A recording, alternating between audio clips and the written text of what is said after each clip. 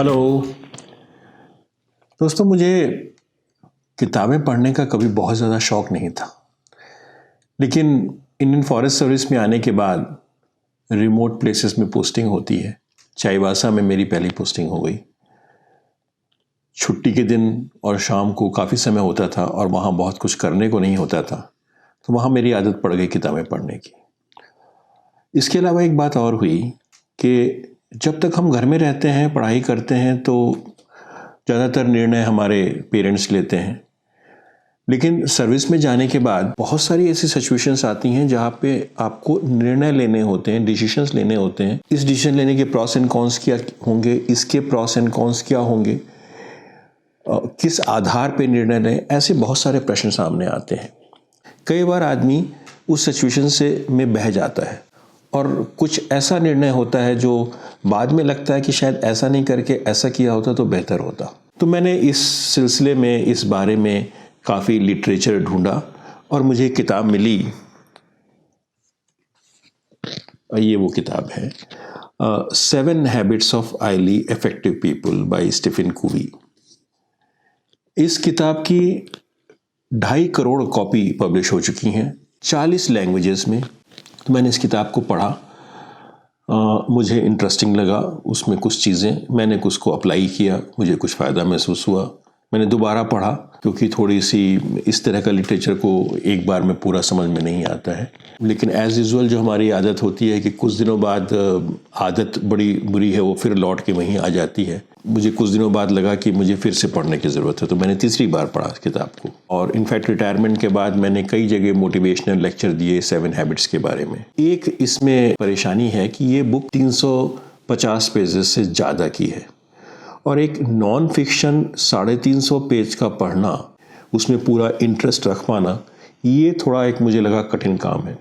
तो मैंने सोचा इसका एक सिंप्लीफाइड वर्जन वीडियो के रूप में वो 7 हैबिट्स को मैं बताने की कोशिश करता हूँ और इसलिए मैं ये वीडियो मैंने बनाया। इससे पहले कि हम उन 7 आदतों के बारे में बात करें, इसके 3 प्रिंसिपल्स को समझना बहुत ज़रूरी है जो इसके बेसिस हैं। वो 3 प्रिंसिपल्स ये हैं। पहला है character ethics versus personality ethics.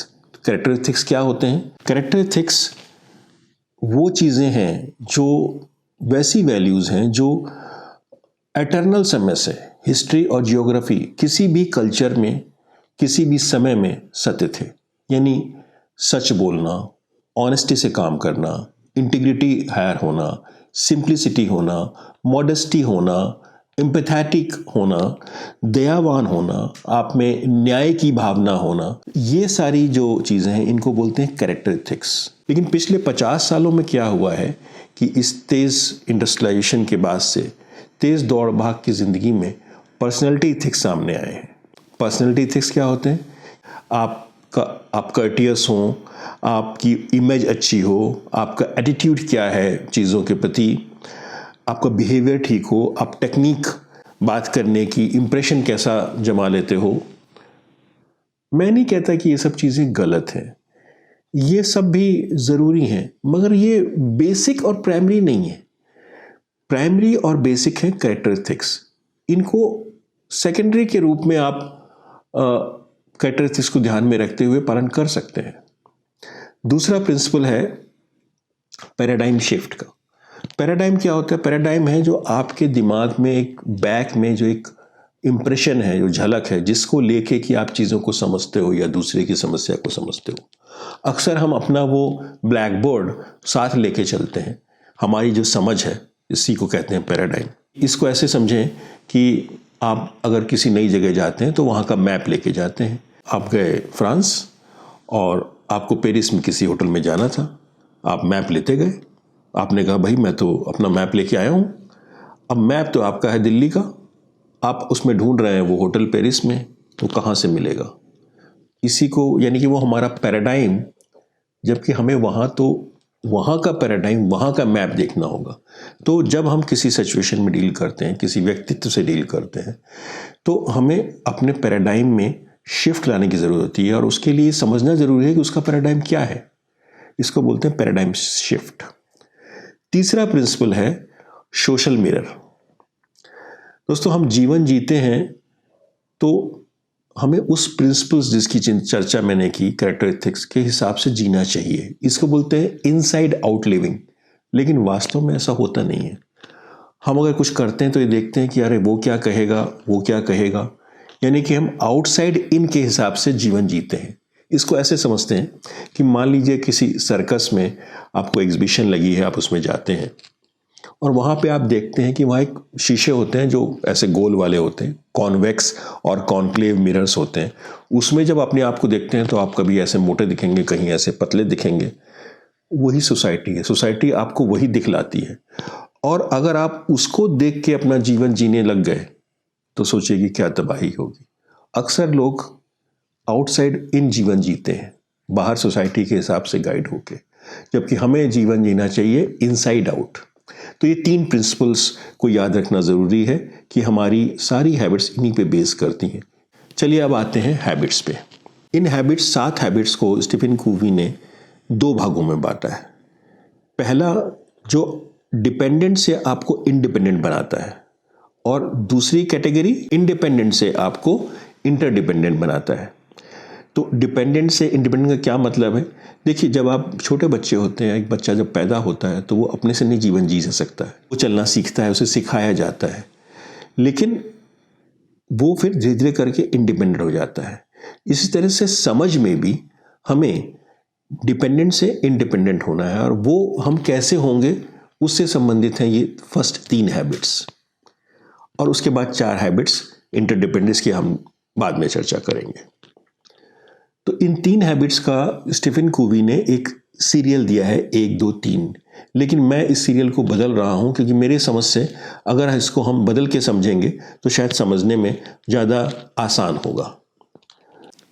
तो पहली हैबिट है begin with and in mind, यानी कोई काम शुरू करने से पहले हमें यह सोचना है कि अंत क्या है।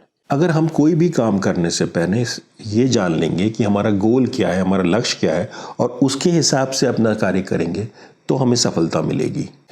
इसको ऐसे समझने की कोशिश करते हैं, बच्चे को हम कहते हैं कि भाई, और वो पढ़ाई नहीं कर रहा है कि तुम ये काम कर लो, या कोई काम वो उसे करना है वो नहीं कर रहा है, तो उसे हम लालच देते हैं कि तुम्हें ये चॉकलेट देंगे, या तुम्हें घुमाने ले जाएंगे, या तुम्हारे लिए ये कर देंगे, तुम ये कर लो। बच्चा वैसे नहीं कर रहा होता है, लेकिन उस लालच में वो करता है। तो हम बहुत छोटे बच्चे की बात नहीं कर रहे हैं, बहुत छोटे बच्चे के लिए एक अलग बात है। लेकिन जब बच्चे थोड़े समझदार हो जाते हैं तो ये करते वक्त हम उन्हें क्या शिक्षा दे रहे हैं कि अगर कोई आपको आपके मनपसंद चीज़ दे तो आप वो काम कर सकते हैं। यानी जब वो बाहर में होगा, बाहर के एनवायरनमेंट में, और कोई उसको लालच दे के गलत काम करने के लिए प्रेरित करेगा, उसने तो यही सीखा है तो वो कर देगा। तो ये चीज़ पे हमें ध्यान रखना है कि हम कई बार एंड इन माइंड ध्यान में नहीं रखते हैं, और ये अक्सर गलती पेरेंटिंग के दौरान होती है। अब हम आते हैं, हमने ये सीख लिया कि एंड इन लाइफ के साथ हमें काम करना है, तो अब हमें वो काम कैसे करना है इस पे आते हैं। सेकंड हैबिट इसी पे डील करती है, वो ये कहती है बीइंग प्रोएक्टिव। प्रोएक्टिव मतलब कोई काम को करने में आप पहले इंटरेस्ट लें, देखें कि इसका समाधान क्या हो सकता है, सॉल्यूशन ओरिएंटेड होना। जब कोई भी घटना आपके सामने होती है, कोई इवेंट होता है, तो आपका दिमाग आपको 2 ऑप्शंस देता है। एक तो आपको गुस्सा आता है, तो आप कह सकते हैं कि क्या मुसीबत है, क्यों ऐसा किया, this situation is making me mad, ये मैं पागल हो जाता हूं ऐसी सब चीजें देख के, मैं ये नहीं करूंगा, वो सवाल ही नहीं उठता है, ऐसा ये नहीं हो सकता, तुम बहुत गलत हो। दूसरा ऑप्शन होता है कि नहीं, सोचने दो, देखते हैं हम क्या कर सकते हैं। ये 2 ऑप्शंस जो हैं, इन्हें आप देखें तो इनमें क्या फ़र्क है कि जब घटना होती है तो उसको बोलते हैं स्टिमुलस। आपको एक किसने पिन चुभाई, वो स्टिमुलस हो गया, और आपने उसका जवाब दिया, वो हो गया रिस्पॉन्स। इन दोनों के बीच में आप चाहें तो एक स्पेस क्रिएट कर सकते हैं, आपका माइंड एक स्पेस क्रिएट कर सकता है, और इस स्पेस में आपको आज़ादी है कि आप सोचकर जो ठीक है वो डिसीजन लें। इसको बोलते हैं बीइंग प्रोएक्टिव। फर्स्ट जो चीज़ है वो है रिएक्टिव, जो आपका दिमाग ऑप्शन दे रहा है। सेकंड है प्रोएक्टिव, तो आपको प्रोएक्टिव होके अपना जीवन जीना चाहिए। इंसान का इवोल्यूशन में जानवर से इंसान बना है, तो जब रेप्टिलियन जो ब्रेन होता है, इंसान के पास भी वो रेप्टिलियन ब्रेन है, वो फाइट या फ्लाइट पे डिपेंड करता है। उसे बचना होता है, या तो उसे लड़ाई करनी है, कोई डेंजर आया, या भाग लेना है। तो वो जो ब्रेन है हमारा रेप्टिलियन ब्रेन, वो अभी भी हमारे पास है। क्योंकि कई बार वो ज़रूरी होता है कि हम ये समझें कि हमें बचाना है, तो हम सोच के काम नहीं कर सकते। ड्राइविंग करते हैं तो सोच के नहीं कर सकते, तो हमने सीख लिया एक बार, अब हम करते रहते हैं। लेकिन इवोल्यूशन के दौरान हमारा ये फ्रंटल ब्रेन डेवलप हुआ, इसको बोलते हैं नियोकॉर्टेक्स। इसमें सोचने की शक्ति है, और तब हम रिएक्टिव ना होकर प्रोएक्टिव हो सकते हैं। और अगर हम प्रोएक्टिव रूप में अपने सभी निर्णय लें अधिक से अधिक, तो आप देखेंगे जीवन बहुत सरल और खुशनुमा हो जाएगा। तो हमें अपनी लाइफ को प्रोएक्टिव रूप में जीना है।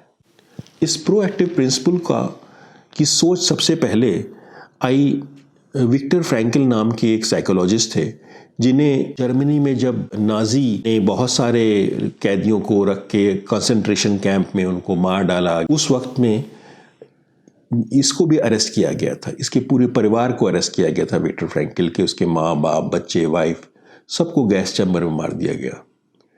ये बच गए, इनकी डेथ अभी कुछ ही वर्षों पहले हुई है। तो इन्होंने जो तरीक़ों से अपने को बचाया, और उसके बाद उन्होंने सोच के इस पर लिखा, और उन्होंने एक किताब लिखी जो बहुत ही फेमस किताब है। मैं आपको दिखाता हूँ, ये मैन सर्च फॉर मीनिंग। इसमें उन्होंने डील किया कि उन्होंने अपना जीवन वहाँ कैसे बिताया और वो कैसे बचे। और उन्होंने उसके निष्कर्ष में ये लिखा है कि अगर आप ये डेवलप कर लें प्रोएक्टिविटी क्या है कि if you are able to create space stimulus और रिस्पॉन्स के बीच में, तो आप जो भी निर्णय लेंगे वो आपका निर्णय होगा।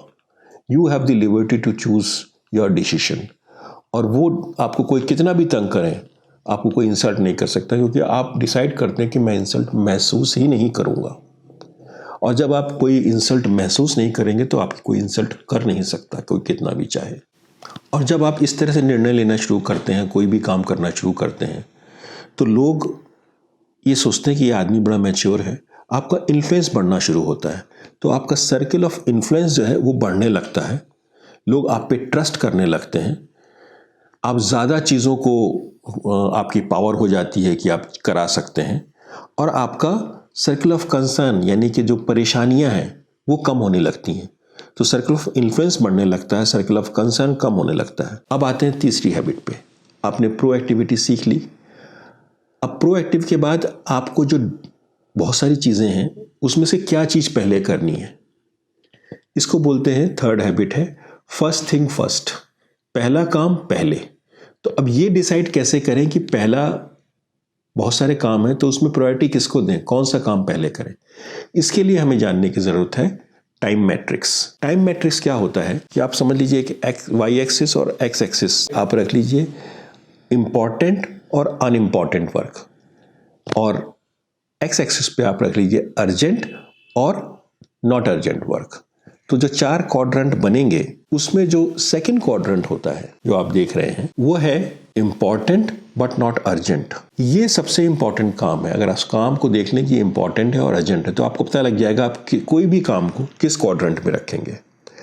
आपको अधिक से अधिक सेकंड क्वाड्रेंट में रहना चाहिए, लेकिन एक्चुअल में ऐसा होता नहीं है। एक्चुअल में हम उस क्वाड्रेंट में रहते हैं जिसमें अर्जेंट काम होता है और अनइम्पॉर्टेंट होता है। आप देखेंगे अपनी फैमिली लाइफ में और अपनी ऑफिशियल लाइफ में भी आप महसूस करिए कि आप अक्सर वो काम जल्दी से करते हैं जिसमें कोई झंझट होने वाला है, कोई अर्जेंसी है। सिर्फ 25%, ज़्यादा नहीं, 25% समय ही अपने जीवन का पर दिन अपनी फैमिली लाइफ का और अपने ऑफिस में अपनी ऑफिशियल लाइफ का क्वाड्रेंट 2 यानी कि इम्पॉर्टेंट बट नॉट अर्जेंट, अगर हम क्वाड्रेंट 2 में रहेंगे तो हमारी सारी चीज़ें ठीक होंगी। तो हमें टाइम मैट्रिक्स सीखना ज़रूरी है। और जब हम ये करने लगते हैं, और ये करने के लिए हमें ट्रस्ट करना ज़रूरी है, दूसरों पे भरोसा करना ज़रूरी है। हमें डेलीगेट करना आना चाहिए काम को, क्योंकि सारा काम तो हम कर नहीं सकते। हमें सीखना होगा कि हम काम को दूसरों पे कैसे करवाएं और उन पे भरोसा करें। तो ये 3 जो हैबिट्स हैं, ये अगर आप फॉलो करें, पहली begin with and in mind, second being proactive, and third first thing first, तो ये आपको डिपेंडेंट से इंडिपेंडेंट की ओर ले जाएंगी।